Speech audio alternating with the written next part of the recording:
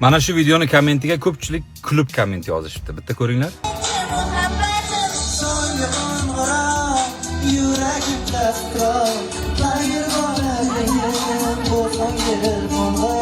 Mana bu men chizgan rasm, mana bu. Qanchalik xunuk bo'lmasin, buni rassomi menman. Пожалуйста, meni ustimdan kulinglar, qotinglar, musulmisan denglar. Shunaqa ham rasm chizadimi denglar.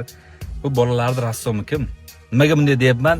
Sho'rchi tumanidagi yozib qo'yibdi opsiyanada alohida ta'limga ehtiyoji bo'lgan bolalar maktabidagi bitiruv kechasi deb. Tushunyapsizlarmi? Alohida ta'limga ehtiyoji bo'lgan. Bu degani nogironligi bo'lgan, ko'rish, eshitishda imkoniyati cheklangan, autizm bo'lgan, nutqida muammosi bo'lgan tushuntirdim deb o'ylayman. Lekin kommentda aksar emas, 99% holatda kulingan, azoblash xizmati deyilgan, u deyilgan, chiroyliroq qiz bo'lganda, chiroyliroq kiyinganda, kalta kurta kiyganda misol uchun.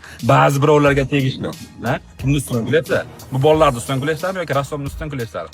Nima qildi? Bitiruv nishonlagani aybimi? Yoki ovozi kimdirlardagidek shirali bo'lmagani aybimi? Bolalar, bularda haqqi yo'qmi?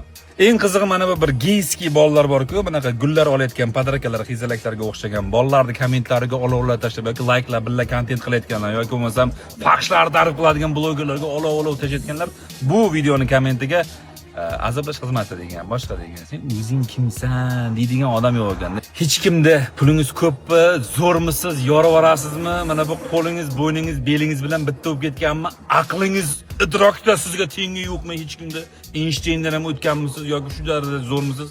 Hech kimdan ortiq, hech kimdan kam joyingiz yo'q. Hammani Xudo yaratgan, hammani o'zi xohlaganda yaratgan. Hech kimning ustidan kulishga, boshqa qilishga haqqi yo'q. Opisaniyani o'qishga ham farosati yetmabdi ba'zi bir odamlar. Alohida ta'limga ehtiyoj bo'lgan maktabda bolalar deb.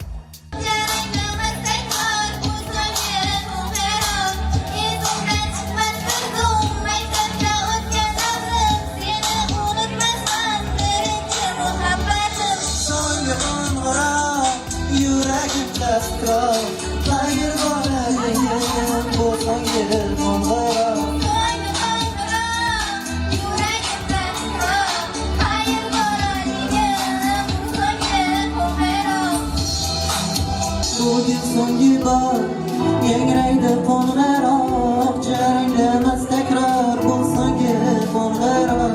Esimdan chiqmas bir kun maktabda o'tgan davrim, seni unutmasman birinchi muhabbatim. So'nggi qo'ng'iroq, yuragimda titroq, qayerga boraligim bu so'nggi qo'ng'iroq.